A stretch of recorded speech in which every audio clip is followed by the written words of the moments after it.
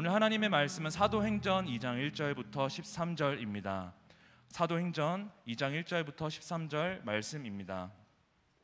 마침내 오순절이 이르렀을 때 그들이 모두 함께 한 곳에 모여 있었습니다. 그리고 마치 불같은 혀들이 갈라지는 것이 그들에게 나타나 그들 각 사람 위에 임했습니다.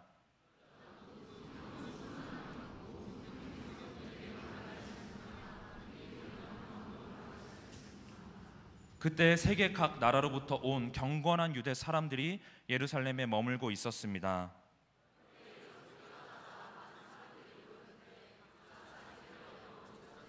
그것을 듣고 모두 어리둥절했습니다. 그래서 그들은 놀라 이상하게 여기며 말했습니다. 보십시오, 지금 말하고 있는 이 사람들은 모두 갈릴리 사람들이 아닙니까?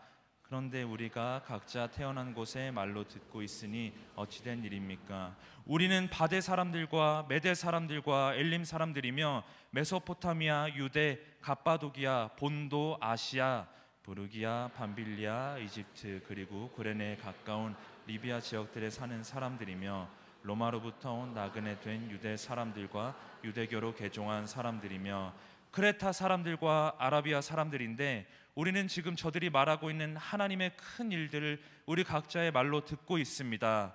그러자 모든 사람들이 놀라 당황해 이것이 도대체 어찌 된 일입니까? 하고 서로에게 말했습니다. 함께 읽겠습니다. 그러나 어떤 사람들은 그들이 새 술에 취했다라고 조롱하며 말하기도 했습니다. 네, 우리가 4월 동안에는 예수님께서 부활하신 그 이후의 이야기들을 함께 나누고 있습니다. 여러분들 잘 알다시피 예수님께서 부활하시고 그냥 바로 하나님 나라로 돌아가지 않으셨고요, 무려 40일이라는 시간 동안 제자들과 함께 시간을 보내십니다. 근데 문제는 뭐냐면 이 제자들이 하도 이제 감각이 떨어져서 40일 동안 예수님의 직강, 예수님께서 직접 3년간의 이야기를 다 요점 정리해서 40일 동안 다 해주셨음에도 불구하고 여전히 예수님의 마음을 제대로 이해하지 못한, 눈이 닫혀있는 상태의 모습을 계속 가지고 있다는 것입니다. 사도행전 1장에 보면 예수님의 가르침을 40일 동안 받았던 제자들이 예수님께 마지막에 또 이렇게 묻는 거예요. 예수님, 언제 이스라엘 민족이 회복되겠습니까? 그 말은 즉슨 예수님 이제 부활하셨으니까 빨리 혁명을 일으켜서 우리 민족 가운데 자유를 허락해 주십시오라고 묻는 것이죠. 그러니까 답답의 극치를 보여주는 거예요. 예수님께서 주시는 자유는 민족의 자유가 아니라 영혼의 자유이고 구원의 기쁨인데 여전히 제자들은 예수님 바로 옆에서 40일 동안 더 특강을 받았음에도 불구하고 예수님의 마음을 이해하지 못한 채 여전히 이스라엘의 자유, 이스라엘의 구원만 이야기하고 있었던 것입니다. 근데 그런 답답한 제자들의 모습을 보고서 우리는 답답해하는데 예수님은 답답해하지 않으셨어요. 왜냐하면 예수님께는 믿는 카드가 있었기 때문입니다. 우리가 잘 알고 있듯이 그 믿는 카드는 뭐였어요? 바로 성령님이셨죠. 성령께서 오셔서 이 답답한 제자들을 변화시켜서 더 이상 이스라엘의 구원을 노래하는 제자들이 아니라 열방의 구원을 전하는 열방 복음 전도자로 세울 것을 예수님께서 아셨기 때문에 답답해하지 않고 제자들에게 오히려 이렇게 명령하십니다. 사도행전 1장 4절과 5절 말씀 같이 읽어볼까요? 시작. 그들과 함께 모였을 때 예수께서 이렇게 명령하셨습니다. 예루살렘을 떠나지 말고 너희가 내게 들은 대로 내 아버지가 약속하신 선물을 기다리라. 요한은 물로 세례를 주었지만 너희는 며칠 안에 성령으로 세례를 받을 것이다. 아멘. 예수님께서 제자들에게 너희 왜 이렇게 답답하냐, 왜 이렇게 갑갑하게 구냐 이렇게 이야기하지 않으시고 그냥 명쾌하게 명령하시는 거예요. 예루살렘을 떠나지 말고 너희가 내게 들은 대로 내 아버지가 약속하신 선물, 그 성령을 기다려라 이렇게 말씀하시고 그들의 눈앞에서 하나님 나라로 들려 올라가십니다. 그리고 그렇게 제자들에게 약속하신 그 성령님, 제자들은 그 성령님을 향한 기다림을 시작하는 것이죠. 제가 이 말씀을 묵상하면서 사실 이때까지만 해도 제자들의 마음 가운데는 성령이 뭐지? 그 성령님께서 오셔서 이 나라와 민족을 어떻게 구원하시려고, 성령님께서 새롭게 오셔서 혁명을 일으켜서 우리가 원하는 방법으로 우리가 원하는 타이밍에 구원을 허락해 주시려나 보다 이렇게 생각하고 있었을지 모릅니다. 그리고 오늘 우리가 읽은 2장 말씀에 가서 드디어 성령의 임재 사건이 등장합니다. 근데 성령께서 언제 어떻게 그들을 찾아왔는가, 그리고 성령께서 임하셨을 때 과연 그들이 기대했었던 그런 변화가 있었는가, 오늘 말씀 가운데 그 이야기를 좀 해보려고 하는데요. 1절과 2절 말씀 함께 읽어보겠습니다. 1절과 2절 시작. 마침내 오순절이 이르렀을 때 그들이 모두 함께 한 곳에 모여 있었습니다. 그때 하늘로부터 갑자기 급하고 강한 바람 같은 소리가 있었고 그들이 앉아있던 온 집을 가득 채웠습니다. 아멘. 오늘 1절과 2절 말씀에 아주 중요한 단어가 나오는데요, 바로 1절 말씀에 마침내, 그리고 2절 말씀에 갑자기. 성경책이 있으신 분들은 이 마침내랑 갑자기에다 동그라미를 한번 쳐보면 좋을 것 같습니다. 성령님은요, 하나님은 어떻게 응답하시는가, 이 두 단어가 이야기해 주는 거예요. 내가 원하는 타이밍에 내가 원하는 방법대로 응답하시는 것이 아니라 마침내, 그리고 갑자기 나타나신다, 갑자기 응답하신다라는 것이죠. 사람의 눈으로, 사람의 시선으로 바라봤을 때 하나님의 응답의 타이밍은 이 두 가지 키워드예요. 마침내, 그리고 갑자기. 하나님은 우리가 생각하는 타이밍에 생각하는 방법대로 응답하지 않으십니다. 하나님은 마침내, 그리고 갑자기 응답하시는 분이시다라는 사실을 우리가 기억해야 하는 것이죠. 우리가 여기서 중요한 포인트 한 가지를 짚고 넘어가야 되는데, 그렇다면 마침내 갑자기 응답하시는, 찾아오시는 성령님, 그 하나님의 응답을 누가 경험할 수 있는가?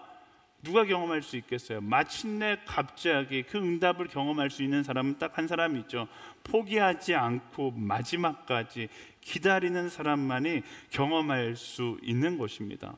하나님은 마침내, 그리고 갑자기 찾아오셔서 그를 기다리는 사람에게 응답하시는 분이시다라는 것이죠.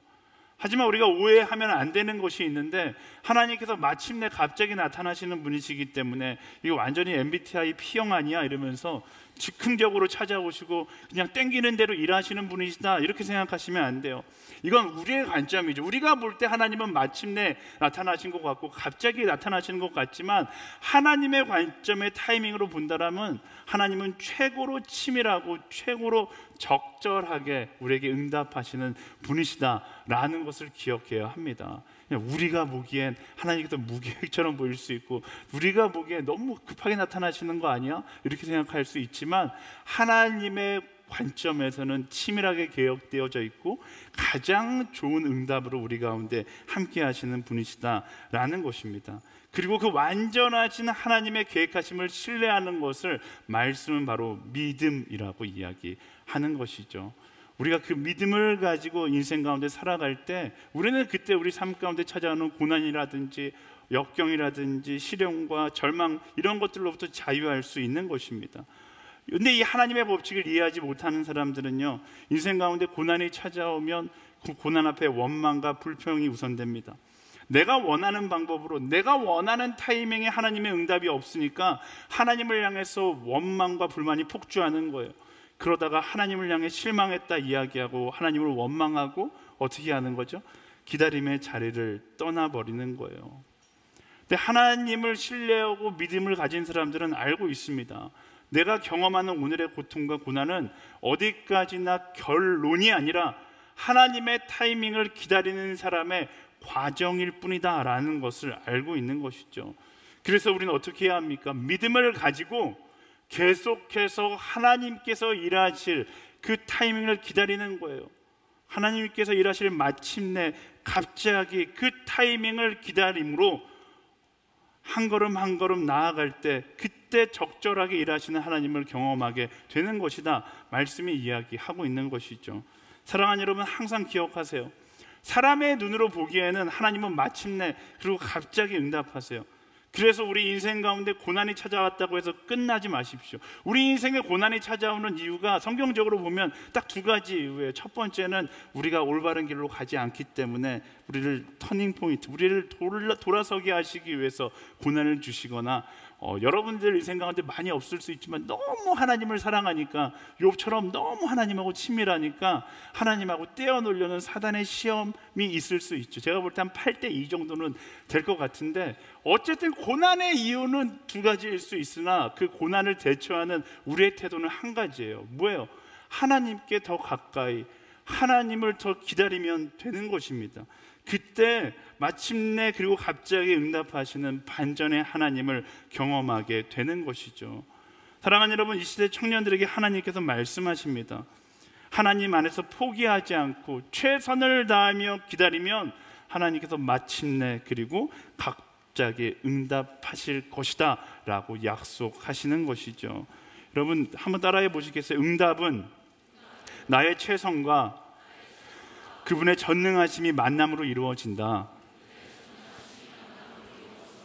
네, 갑자기 임하시는, 그리고 반드시 하나님께서 마침내 갑자기 응답하신 하나님을 우리는 어떻게 기다려야 하는가? 우린 나의 최선을 다하며 그 과정을 쌓아가면서 기다리면 되는 거예요. 나의 최선과 그분의 전능하심이 만났을 때 하나님의 타이밍 가운데 응답하시는 것이죠. 그래서 이 하나님의 법칙을 아는 사람들, 기도하는 사람들, 믿음의 사람들은 긍정적인 사람이 될 수밖에 없는 것입니다. 오늘은 나의 삶이 너무나 절망적이고 고통 가운데 있고 고난 가운데 있다 할지라도 마침내 응답하실 그 하나님을 신뢰하기 때문에 기도하는 사람은 부정적인 감정에 빠져들어가지 않는 거예요. 기도하는 사람은 나의 인생을 포기하지 않는 것입니다. 하나님의 타이밍 가운데 그가 응답하시는 것을 믿기 때문에 절대로 절망적인 상황이 내 앞에 있다 할지라도 나의 마음만큼은, 나의 감정만큼은 그 절망에 빼앗기지 않는 사람이 되어야 한다라는 것입니다. 사랑하는 여러분, 하나님께서 응답하실 것을 믿으십니까? 하나님께서 가장 적절한 타이밍에 응답하실 것을 믿는다라면 오늘 나의 절망의 상황 가운데에서도 그분의 위대하심을 노래할 수 있는 사람이 되어야 하는 것이고, 나의 삶이 고난 가운데 있다 할지라도 그분의 계획하신 그분의 위대하심을 노래할 수 있는 우리 모두가 되어야 하는 것입니다. 사랑하는 여러분, 절대로 주님과 함께하는, 하나님과 기다리는 그 시간을 포기하지 않게 되기를 예수님의 이름으로 축원합니다. 5월이 가정의 달이니까요, 저희 SNS 공동체 가족을 위해서 기도하는 사람들 정말 많더라고요. 나홀로 신앙생활을 하면서 우리 가정 가운데 언제쯤 하나님께서 우리 가족들을 교회로 초청하실까 기도하면서 기다리는 사람들 너무나 많습니다. 청년이 될 때까지 기도해도 응답이 없는 것처럼 느껴질 수 있어요. 그렇다면 포기해야 하는가? 그렇지 않습니다. 그런 청년들에게 말씀하시잖아요. 마침내 그리고 갑자기 응답하실 그 하나님을 신뢰하며 마지막까지 포기하지 않고 최선을 다해 기도하는 그런 그리스도인들이 되기를 예수님의 이름으로 축원합니다. 우리 옆 사람에게 선포하겠습니다. 마지막까지 포기하지 말지어다. 아멘. 하나님께서는 포기하지 않는 한 사람을 찾으시는 거예요. 성령의 역사는 포기하지 않을 때 찾아오는 것입니다. 포기하지 않은 인생들이 되어서 마침내 그리고 갑자기 응답하시는 하나님의 놀라운 역사를 경험하는 그런 우리 SNS 청년들이 되기를 예수님의 이름으로 축원합니다. 다시 본문으로 돌아가서요, 오늘 그렇게 기도하던 성도들 가운데 성령께서 마침내 그리고 갑자기 찾아오십니다. 저는 이 장면에서 집중해서 보고 싶은 그 장면이 있어요. 성령께서 그들을 찾아오신 목적이 무엇인가에 집중해 보고 싶어요. 성령께서 그들을 어떻게 인도하시는지를 우리가 살펴보면 성령께서 왜 그들에게 찾아왔는지 그 목적을 알 수 있는데요, 4절부터 6절까지 말씀 함께 읽어보겠습니다. 4절부터 6절 시작. 그러자 모두 성령으로 충만함을 받고 성령께서 그들에게 말하게 하심을 따라 그들이 다른 방언으로 말하기 시작했습니다. 그때 세계 각 나라로부터 온 경건한 유대 사람들이 예루살렘에 머물고 있었습니다. 그런데 이런 소리가 나자 많은 사람들이 모였는데 각자 자기들의 언어로 제자들이 말하는 것을 듣고 모두 어리둥절했습니다. 아멘. 성령께서 그 기도의 자리 가운데 임하시고 제자들이 성령의 충만함을 받자 이상한 일이 일어나기 시작합니다. 오늘 말씀이 뭐라고 이야기해요? 그들이 각자 다른 방언으로 말하기 시작했다라는 것입니다. 성경은 그들이 120 성도들이었다라고 이야기하는데 이 120 성도들이 각자 서로 다른 언어로 기도하기 시작했다라는 거예요. 우리가 흔히 말하는 방언으로 기도했다라는 것이죠. 그런데 우리가 주변에서 많이 들을 수 있고 목격하는 방언과는 조금 다른 방언이죠. 그러니까 보통 우리가 많이 한다 하는 방언은 고린도전서 13장에서 이야기하는 하나님과 나와의 소통의 언어, 그 방언으로 우리가 기도할 때가 많고요. 그런데 오늘 말씀에서 이야기하는 방언은 어떤 방언이에요? 실제로 다른 나라 언어로 이야기하는 방언으로 사람들이 말하기 시작했다라는 것입니다. 이 방언에 대한 성경적 해석들이 많이 있는데요, 오늘은 이 방언의 은사적인 측면에 대해서 깊이 나누기보다 사도행전 2장 이 장면에서 성령께서 그 많은 은사들 가운데 왜 각기 다른 언어로 이야기하게 하셨는지 그 장면에 대해서 집중해 보기를 소망합니다. 우리가 눈으로 목격할 수 있었던 첫 번째 성령의 충만한 임재 사건인데, 그 성령의 충만한 임재 사건 가운데 수많은 은사 가운데 왜 그들은 각기 다른 언어로 방언으로 이야기하기 시작했는가? 9절부터 11절까지 말씀 함께 읽어보겠습니다. 시작. 우리는 바데 사람들과 메데 사람들과 엘리엘 사람들이며 메소포타미아, 유대, 갑바도기아, 본도, 아시아, 부르기아, 밤빌리아, 이집트, 그리고 구레네에 가까운 리비아 지역들에 사는 사람들이며 로마로부터 온 나그네 된 유대 사람들과 유대교로 개종한 사람들이며 크레타 사람들과 아라비아 사람들인데, 우리는 지금 저들이 말하고 있는 하나님의 큰 일들을 우리 각자의 말로 듣고 있습니다. 아멘. 오순절이기 때문에 세계 각 나라로부터 많은 사람들이 예루살렘에 와 있었는데, 이들이 마가의 다락방에서 기도하고 있었지만 이들의 기도가 너무나 뜨겁고 성령의 충만한 임재가 있자 이들이 나가서 선포하기 시작하는 거예요. 어떻게? 각기 다른 언어로 선포하기 시작하고, 그 선포를 사람들이 모여서 듣기 원했다라고 말씀이 이야기하고 있습니다. 그리고 그 자리에 모여들었던 사람들이 뭐라고 고백하는 거예요? 저마다 다 출신이 다른데 다 각자의 언어로 예수님의 제자들이 이야기하는 것을 들을 수 있었다. 그리고 그게 어떤 내용인가? 오늘 말씀은 뭐라고 이야기합니까? 저들이 말하고 있는 하나님의 큰 일을 우리가 각자의 말로 듣고 있다라고 이야기합니다. 많은 사람들이 이 오순절 다락방에서 일어난 방언의 사건을 영적 체험으로 집중해서 보곤 하는데요, 우리는 그것보다 더 중요한 이유를 볼 수 있어야 합니다. 사도행전 1장 8절에서 뭐라고 말씀하셨어요? 오직 성령이 너희에게 임하시면 너희가 권능을 받고 예루살렘과 온 유대와 사마리아 땅끝까지 이르러 내 증인이 될 것이다 라고 말씀하셨잖아요. 성령께서 충만히 임하시면 권능을 받고 증인이 될 것이다. 예수님께서 이렇게 약속을 하셨어요. 그리고 오늘 말씀은 뭡니까? 성령께서 충만히 임하셔서 그 증인이 되게 하시는 실제적인 사건이 일어난 것이죠. 당시 복음을 전파하는 데 있어서 가장 큰 어려움이 무엇이었을까요?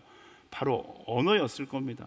오늘날 우리는 이제 사전이라는 것이 있고 언어와 언어, 이제 구글도 막 다 번역해 주니까 이 언어의 장벽이 점점 무너지는 시대 가운데 살고 있지만, 이 당시 생각해 보세요. 2000년 전에, 불과 30년 전만 해도 언어가 틀리면 대화하기가 너무나 힘들어했는데 2000년 전에 서로 다른 언어를 가지고 복음을 전한다는 것은 실제적으로 불가능에 가까웠을 겁니다.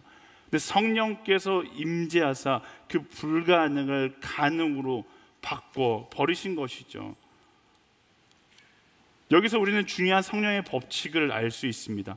말씀에서 이야기하는 것이 무엇이냐면, 성령께서 임하시면 방언을 하게 된다거나, 성령께서 임하시면 기적이 일어난다거나, 성령께서 임하시면 은사를 받게 된다거나, 그게 중요한 포인트가 아니에요. 성령께서 임하시면 뭐가 된다는 거예요? 우리가 복음의 증인이 된다라는 것이 메인 포인트인 것입니다. 사람들은 기도의 응답으로 성령께서 임하시면 나의 상황을 성령께서 변화시킨다라고 이야기합니다. 혹은 성령의 임재가 나의 감정을 바꾼다라고 이야기해요. 하지만 말씀 가운데서 무엇을 이야기하는가? 성령의 임재는 나의 시선을 변화시키고 성령의 임재는 나의 인생의 방향을 변화시키는 거예요. 어떤 방향으로? 나의 성공의 방향에서 복음의 증인의 방향으로, 나의 구원의 방향에서 하나님 나라의 구원의 역사를 전하는 방향으로 나의 시선과 나의 인생의 방향을 변화시키는 것입니다.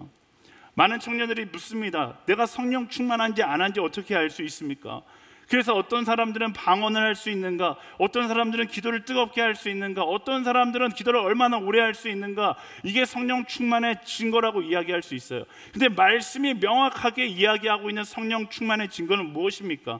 내 안에 복음을 전하고자 하는 그 열망이 있는가?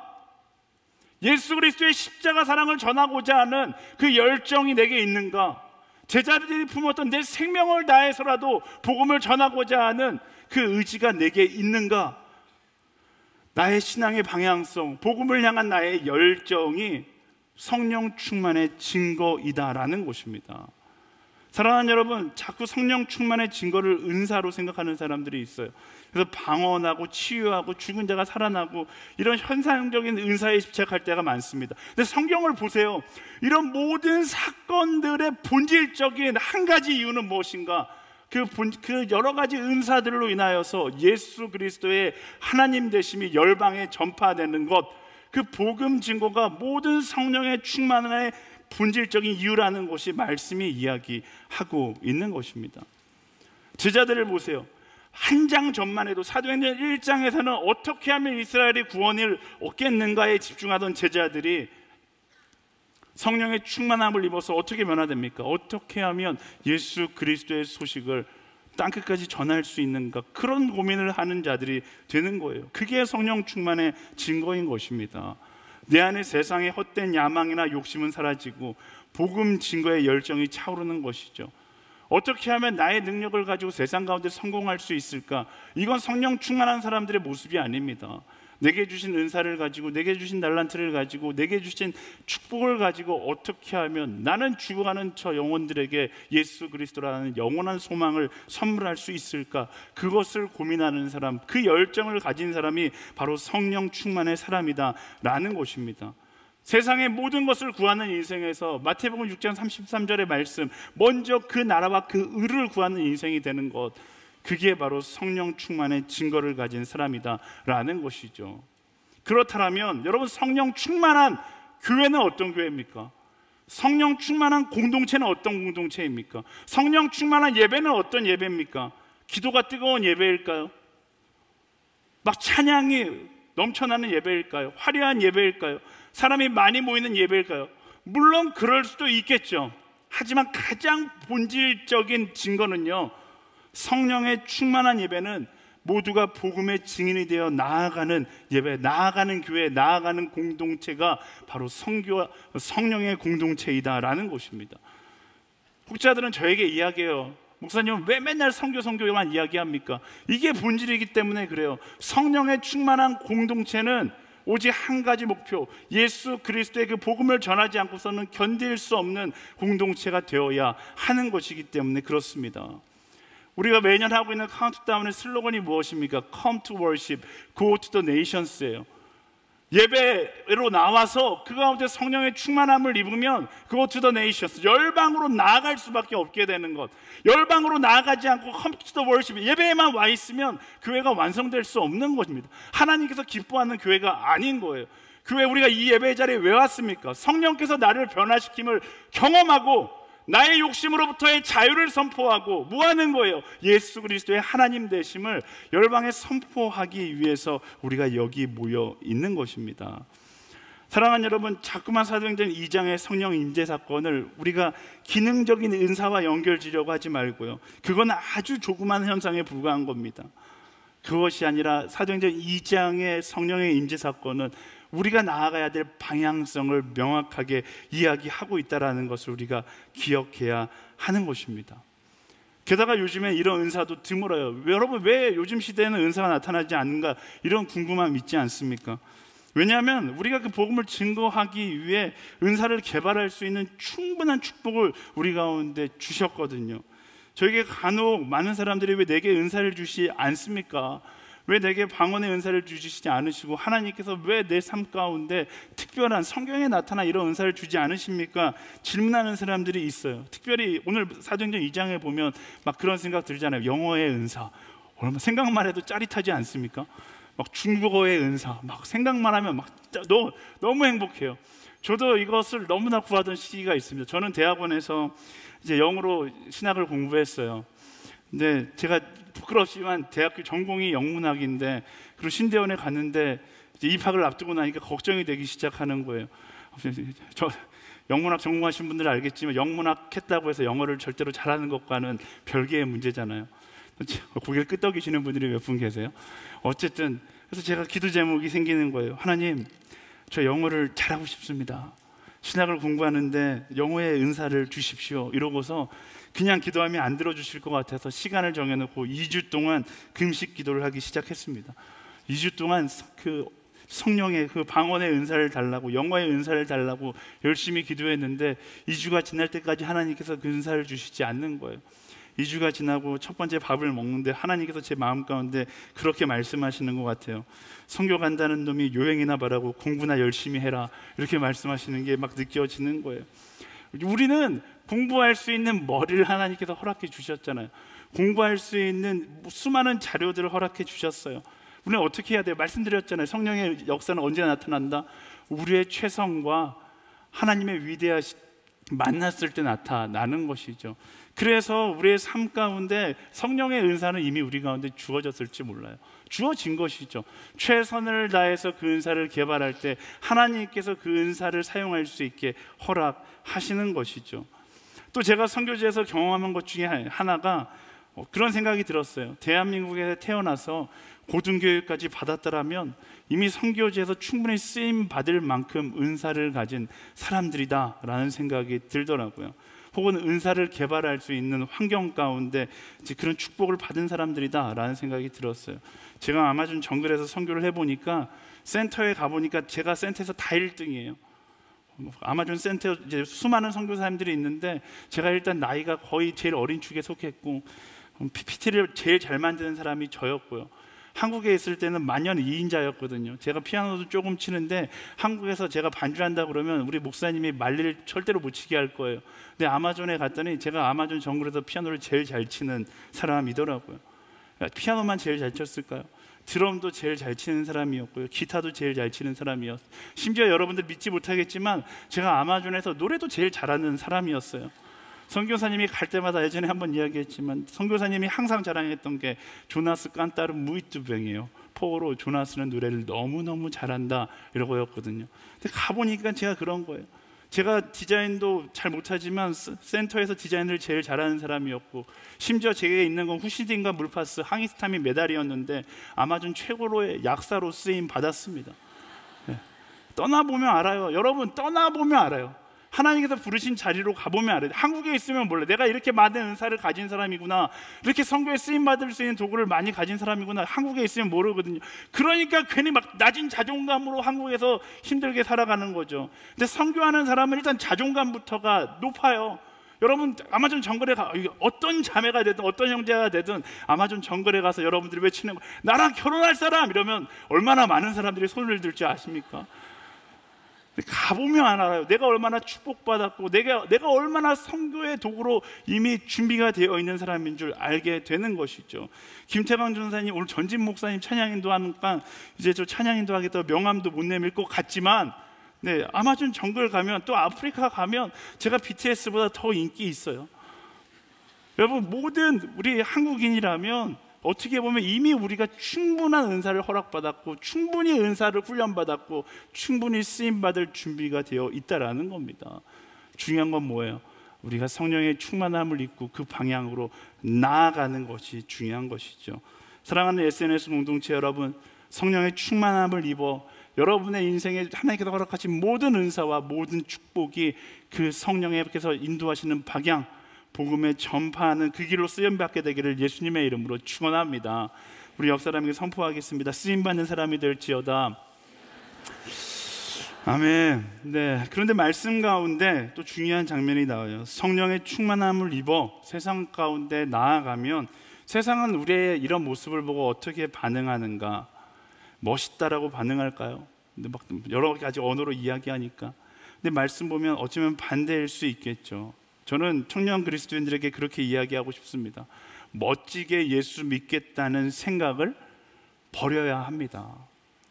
성령의 충만한 자가 돼서 성령께서 이끄시는 대로 예수 믿는 사람이 되어야 하지, 내가 멋지게 세상 가운데 인정받는 그리스도인이 되겠다라고 생각하는 순간 우리는 망하게 되어 있어요. 여러분 교회의 역사를 보면 교회가 타락했던 시기는 항상 공통점이 있는데 어떤 공통점이 있습니까?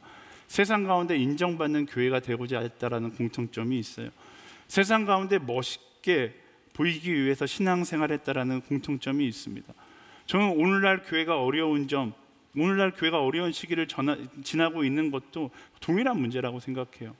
우리가 성령의 충만함을 입어 성령께서 인도하시는 대로 예수 믿는 것이 아니라 어쩌면 세상이 원하는 대로 예수 믿으려고 하기 때문에 이 어려운 시기를 지나가고 있는 것이죠. 말씀은 뭐라고 이야기합니까? 성령의 충만한 사람들을 보고 세상이 어떻게 반응합니까? 오늘 말씀에 보니까 성령의 충만한 임재를 경험하고 제자들이 나아가 방언으로 복음을 전하기 시작합니다. 그 복음 앞에 사람들은 어떻게 반응하는가? 12절과 13절 말씀 함께 읽어보겠습니다. 12절과 13절 시작. 그러자 모든 사람들이 놀라 당황해 이것이 도대체 어찌된 일입니까? 하고 서로에게 말했습니다. 그러나 어떤 사람들은 그들이 세술에 취했다라고 조롱하며 말하기도 했습니다. 아멘. 사람들이 세술에 취했다라고 조롱하기 시작했다라는 겁니다. 저는 이 장면이 너무나 감동이 됩니다. 제자들은 사람들이 나를 취했다라고 이야기하지만 더 이상 숨지 않습니다. 세상 사람들이 제자들을 향해서 뭐라고 평가하는가가 중요하지 않아요. 성령께서 주시는 마음을 따라 그 은사를 따라 하나님 나라의 큰 일을 이야기하는 것이 중요한 것이죠. 그렇게 이야기하면 이야기할수록 그것을 보는 사람들은 그들을 조롱하고 어떻게 보면 술에 취했다라고 이야기합니다. 우리가 이 장면을 통해 무엇을 알 수 있습니까? 성령의 사람들은 세상의 시선을 보기엔 초라해 보일 수 있습니다. 술 취한 사람처럼 보일 수 있어요. 어리석은 사람처럼 보일 수 있어요. 하지만 여러분 기독교의 역사를 바라보십시오. 그 어리석은 그들의 헌신이, 어리석은 그들의 외침이 교회를 세우고 복음의 역사를 써내려왔다는 것을 우리가 기억해야 하는 것입니다. 성령 충만의 특징이 무엇인가? 성령은 우리를 근사한 사람으로 만들지 않습니다. 성령님은 우리를 멋진 그리스도인으로 만들지 않습니다. 제가 자주 이야기하잖아요. 그래서 우리가 성령의 충만함을 입었다라고 이야기하는 그 장면, 성령께서 충만에 임하셔서 눈물을 흘리며 기도하는 그 장면은 인간적으로 봤을 땐 너무나 초라해 보입니다. 눈물과 콧물이 다 터지고 말 한마디도 제대로 나오지 않고 어버버버 되는 것이 성령 충만한 사람의 모습이에요. 세상이 그 모습을 보면 어리석다라고 이야기할지 모릅니다. 절대로 멋있다라고 이야기하지 않을 거예요. 하지만 한 가지 확실한 것은 성령께서는 우리를 예수님만 바라보게 만든다라는 것입니다. 성령은 우리를 예수만 바라보는 거룩한 바보들로 만드는 거예요. 그것을 부끄러워하지 않는 그리스도인들이 되기를 예수님의 이름으로 축원합니다. 세상이 원하는 그리스도인의 모습으로 살아가는 것이 아니라 성령께서 변화시킨 그리스도인의 모습으로 살아갈 수 있어야 하는 것이죠. 멋있지는 않아도 진짜인 성령의 사람으로 살아가야 하는 것입니다. 그리고 우리가 바보가 되어 살아갈 때 세상이 우리를 보고 멋있다고는 하지 않아도 진짜다라고 이야기하기 시작할 것입니다. 여러분 착각하지 말자고요. 이 시대 가운데 멋진 그리스도인이 없어서 복음의 전진이 멈춘 것일까? 절대로 그렇지 않습니다. 이 시대 가운데 복음의 전진이 멈춘 이유는 멋진 그리스도인이 없어서가 아니라 진짜 그리스도인이 없어서 멈춘 거예요. 세상이 원하는 그리스도인의 모습으로 살지 못해서가 아니라 성령께서 주시는 그 마음을 따라 살지 못했기 때문에 복음의 전진이 멈춘 것이죠. 멋진 그리스도인이 되려는 노력보다 진짜 그리스도인이 되는 그 본질적인 성령의 충만함을 입고 성령께서 이끄시는 대로 나아갈 수 있는 우리 모두가 되기를 예수님의 이름으로 축원합니다. 우리 옆 사람에게 선포하겠습니다. 성령의 충만함을 입을지어다. 아멘. 오늘 말씀을 정리하겠습니다. 하나님은 마침내 갑자기 응답하시는 분이십니다. 포기하지 않는 신앙인들이 되시기를 축복합니다. 하나님께서 주시는 그 기도 제목들 포기하지 않고 여러분들이 포기하지 않는 이상 하나님도 절대로 포기하지 않으십니다. 하나님의 응답의 때를 하나님의 타이밍 마침내 갑자기를 기다리며 기도할 수 있는 우리 모두가 되기를 소망합니다. 또한 우리가 알아야 할 것은 성령께서 찾아오신다는 것은 마냥 기쁨의 감정, 평안의 감정, 어떤 은사에서 끝나는 것이 아닙니다. 오늘 말씀 가운데 우리는 무엇을 알았습니까?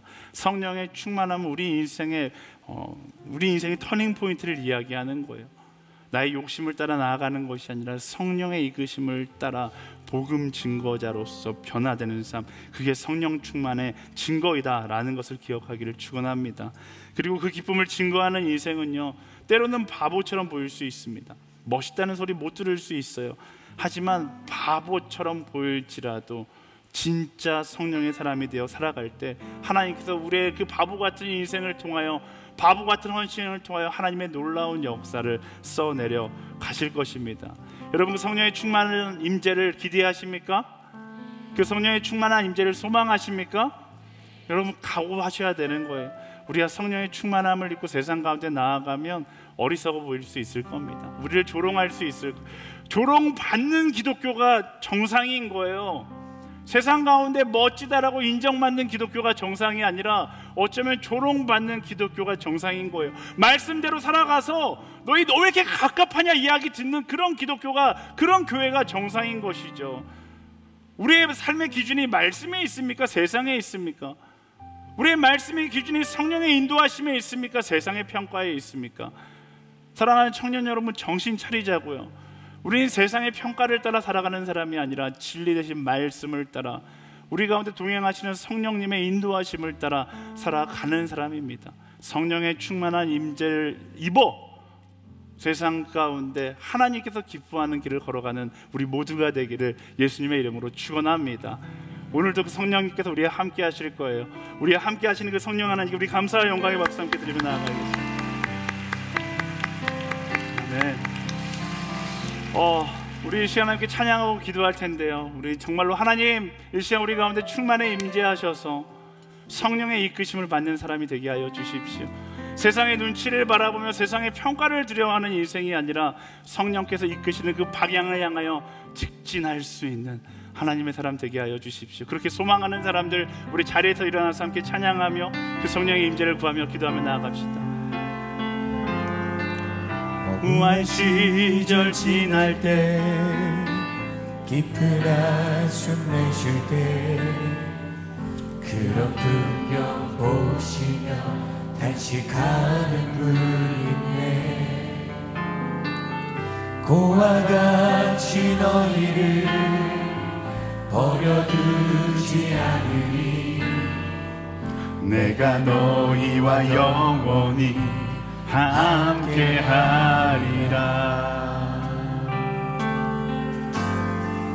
성령이 오셨네, 성령이 오셨네, 내 주에 보내신 성령이 오셨네.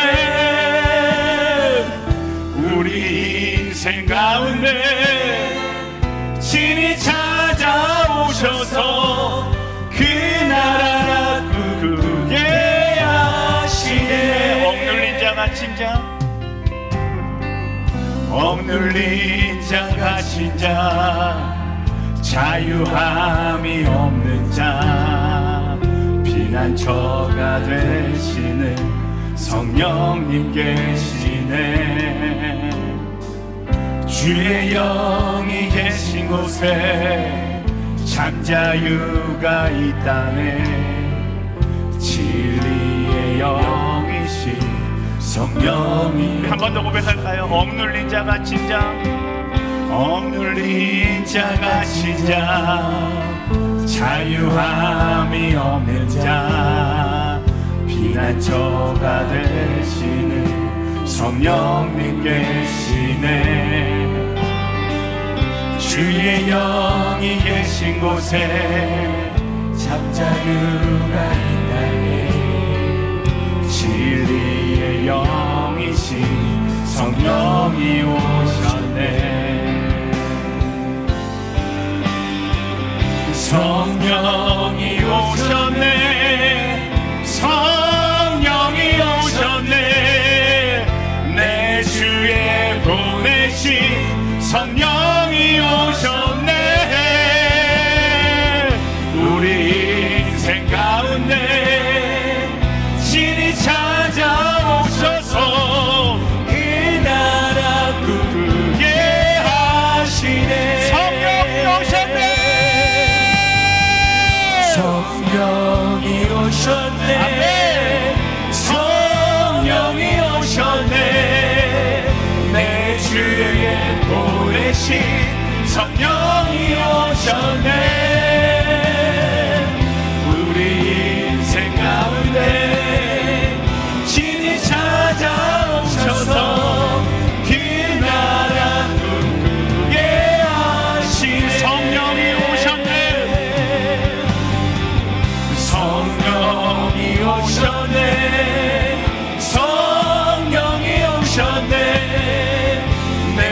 주에 보내신 성령이 오셨네.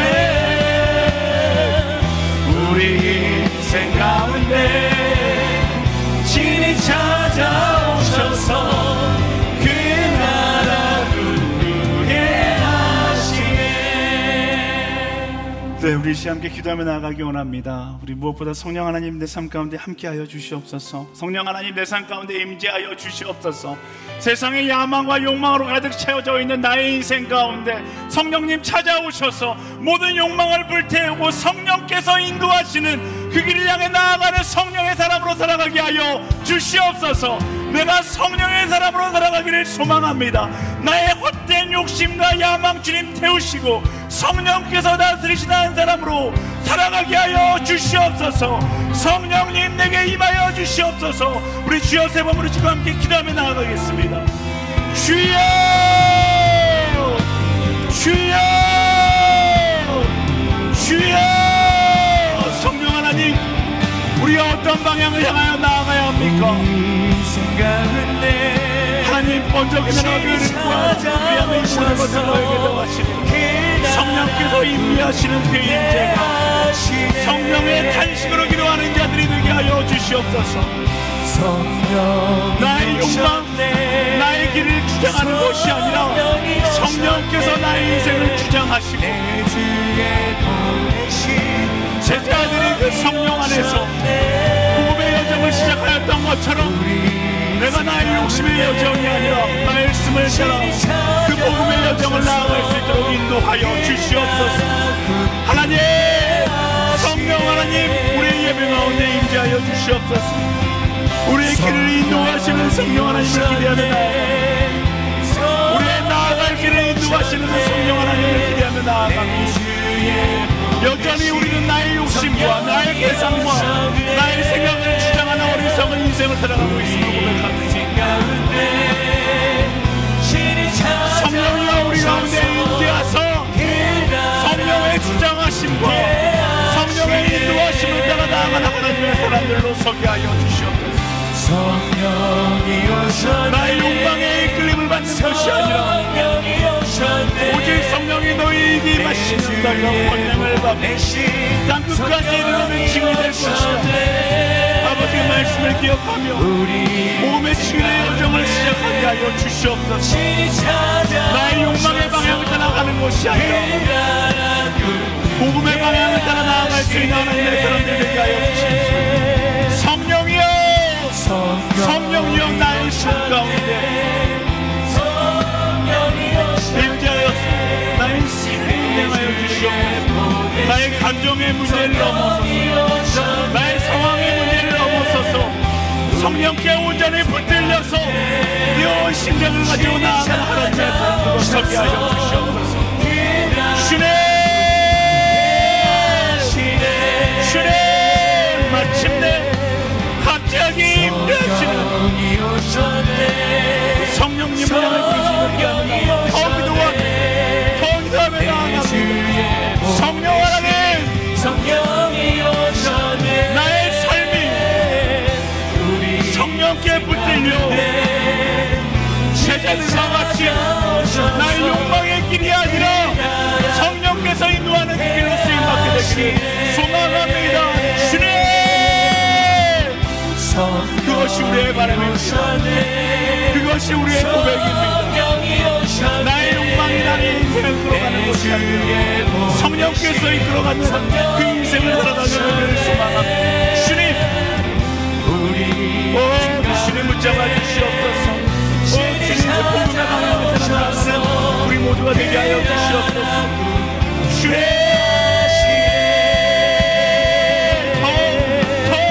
더 기도하십시오.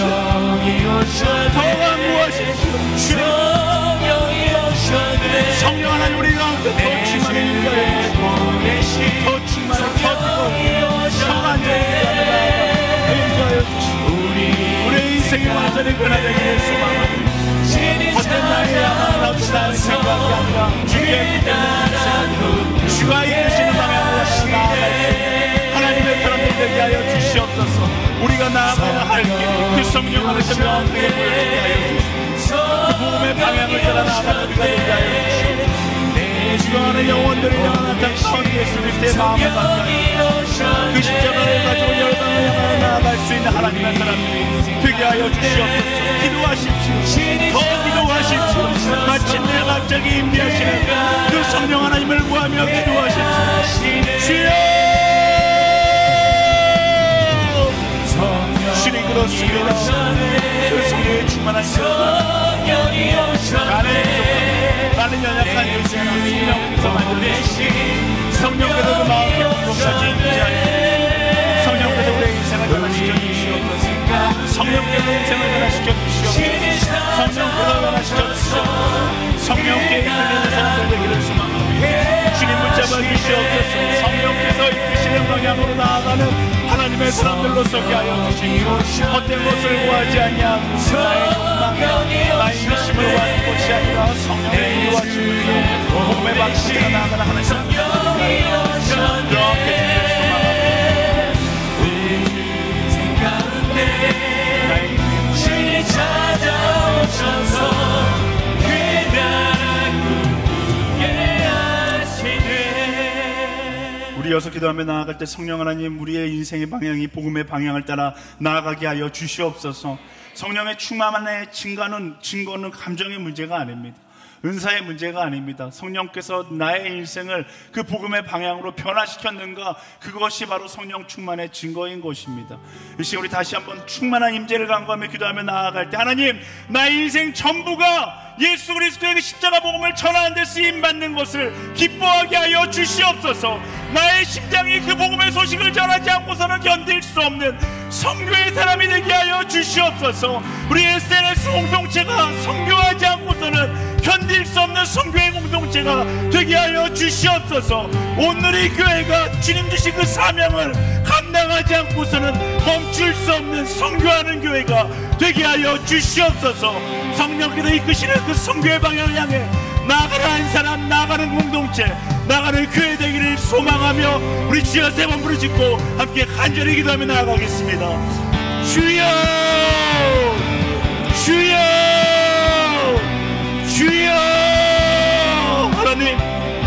하나님 제자들이 가졌던 그 열정이 우리 안에 있게 되기를 소망합니다. 제자들이 품었던 복음의 열정이 우리 안에 있게 되기를 소망합니다. 전하지 않고서는 견딜 수 없는 그 마음이 우리 안에 있게 되기를 소망합니다. 나는 할 수 없습니다. 성령께서 하실 것입니다. 성령께서 하실 것입니다. 복음을 전하고자 하는 열정으로 들어갈 수 있도록 인도하여 주시옵소서.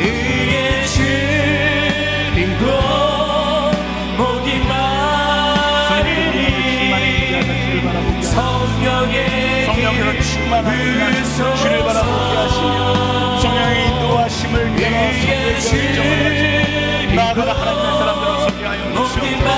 이끄신 하나님의 마음을 들여 나아갑니다.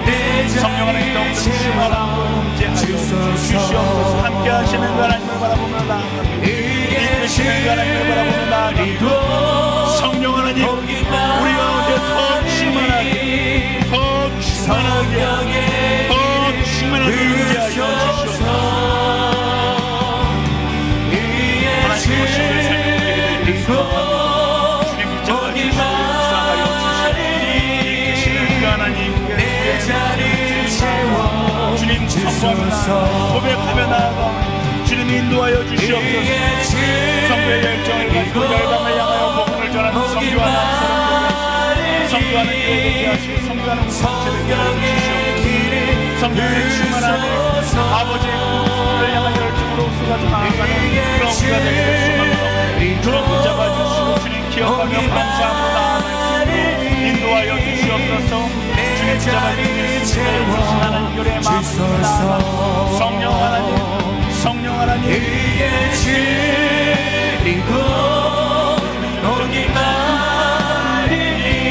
성령께서 이끄시는 방향으로 나아가는 주님 그렇습니다.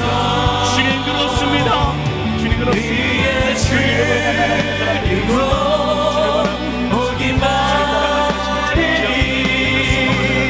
내 자리를 채워 주소서. 아멘, 아멘, 아멘, 아멘. 주님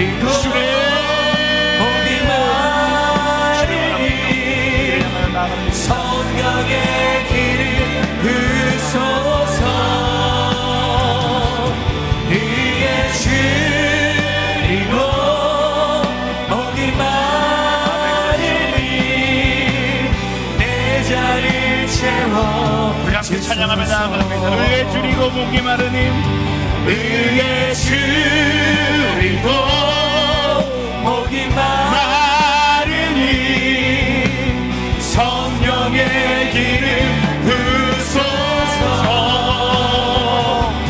의에 줄이고 목이 마르니 내 잔을 채워 주소서. 의에 줄이고 목이 마르님, 의에 줄이고 목이 마르니 성령의 기름 부소서. 의에 줄이고 목이 마르니 내 잔을 채워 주소서. 우리 마지막으로 함께 기도하며 나아갈 때, 하나님, 세상 가운데 세상의 눈치를 보며 살아가는 것이 아니라 세상이 이야기하는 좋아 보이는 그리스도인의 모습, 세상과 타협함으로 세상이 인정하는 그리스도인의 모습으로 살아가기보다 말씀을 따라 성령을 따라 살아가는 진짜 그리스도인으로 살아가게 하여 주시옵소서. 멋진 그리스도인이 되기보다 성령의 충만함을 따라 살아가는 이 시대의 예수님의 제자로 살아갈 수 있는 우리 모두가 되게 하여 주시옵소서. 하나님, 타협하지 않겠습니다. 세상이 이야기하는 달콤한 제안에 나의 신앙을 타협하고 세상이 이야기하는 달콤한 속삭임에 나의 마음을 빼앗기지 아니하고 말씀을 붙잡고 성령께서 인도하시는 그 길을 향하여, 때로는 바보 같고 때로는 어리석다 세상이 이야기한다 할지라도, 세상이 조롱한다 할지라도 그 조롱조차 기쁨으로 여기며 나아갈 수 있는 성령의 사람의 발걸음을 걸어가는 참된 그리스도인들 주님 되게 하여 주시옵소서. 성령 하나님, 나를 붙잡아 주시옵소서. 멋진 그리스도인이 아니라 진짜 그리스도인으로, 마지막 시대에 쓰임받는 참된 그리스도인으로 살아가게 하여 주시옵소서. 우리 간절히 소망하며 우리 주여 한번 부르짖고 함께 기도하며 나아가겠습니다. 주여! 하나님, 우리가 세상 가운데 어떤 모습으로 살아가야 합니까? 참된 그리스도인으로 살아가게 되기를 소망합니다. 진실된 그리스도로 살아가게 되기를 소망합니다. 세상과 타협하는 것이 아니라 예수 그리스도를 붙잡고 성령께서 인도하시는 방향을 향하여 나아가는, 성령의 충만함을 따라 나아가는 진짜 그리스도인으로 살아가게 하여 주시옵소서. 하나님, 그것이 우리의 고백이 되기를 소망합니다. 그것이 우리의 모습이 되기를 소망합니다. 하나님, 세상이 인정하는 그리스도인으로 살아가십니다. 세상 가운데 진리를 선포할 수 있는 살아갈 수 있도록 인도하여 주시옵소서. 세상 가운데 하나님께서 기뻐하는 그리스도인으로 살아갈 수 있도록 성령께서 인도하시는 그 방향을 따라 나아가는 진실된 그리스도인으로 살아가게 하여 주시옵소서. 성령의 충만함을 따라 이 시대 가운데 대적으로 만든다는 할지라도 그 지인의 여정을 기쁨으로 걸어갈 수 있는 하나님의 사람들 되게 하시고, 예수를 한번만 노래하며 주님께서 듣는 마음으로 간절히 그 여정을 걸어갈 수 있는 믿음의 사람들 될 수 있도록 주님 역사하여 주시옵소서. 그런 그리스도인들이 되기를 소망합니다. 그런 한 사람 한 사람 되기를 소망합니다. 주님 붙잡아 주시고 역사하여 주시옵소서. 참된 진리를 쫓아 진리가 너희를 자유케 하신다는 그 말씀을 기억하고 세상의 어떤 욕망이 아니라 예수 그리스도를 따라 성령의 인도하심을 따라 말씀을 붙잡고 나아가는 하나님의 소리하여 주시옵소서. 이끄신 하나님, 우리의 삶을 맡겨드리며 나아갑니다. 나의 삶의 방향이 어디를 향하는지 명확하게 알게 하시고 그 길을 향하여 나아갈 수 있는 하나님의 사람들 될 수 있도록 인도하여 주시옵소서. 멋진 그리스도인들, 진짜 그리스도인을 소망합니다. 제자들이 걸어갔던 예수님의 부활의 소식을 전하지 않고 제자들이 걸어갔던 그 여정에 우리 인생이 하나님, 사람의 눈치를 보기보다 세상의 눈치를 보기보다 하나님을 바라보며 믿음의 담대한 믿음의 여정을 걸어갈 수 있는 믿음의 사람들 될 수 있도록 주님 역사하여 주시옵소서. 지혜이 되시고 진실이 하나님을 바라보며 그 담대하게 나아갈 수 있는 하나님의 사람들 되기를 소망하고, 주님 우리 가운데 역사하여 주시고 인지하여 주시옵소서. 말씀하시는 그 길을 전진 하나님의 사람들 되기를 소망하오니 보게 하여 주시고 그들 알게 하시고 기도하게 하시고 기대하게 기대하며 나아가는 하나님의 사람들로 서게 하여 주시옵소서.